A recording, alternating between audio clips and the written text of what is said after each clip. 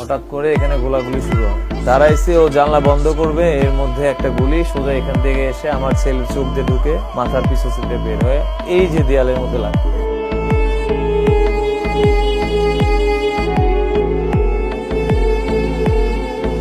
বই, প্লাস্টিকের খেলনা আর ঘরের মেঝেতে ছোপ ছোপ রক্তের দাগ। সাকিবুর রহমানের কাছে তার একমাত্র সন্তান সামিরের শেষ অস্তিত্ব বলতে এইটুকু। মিরপুরের কাফরুল থানার বিপরীত পাশের এই ছোট্ট বাড়িতেই পরিবার নিয়ে বসবাস সাকিবের। সপ্তাহখানেক আগেও দুষ্টুমিতে যেই ঘর মাতিয়ে রাখত 11 বছরের সামির, সেই ঘর এখন নীরব। তবে এই স্তব্ধতার মাঝেও এখনো দৃশ্যমান তার কত শত স্বপ্ন।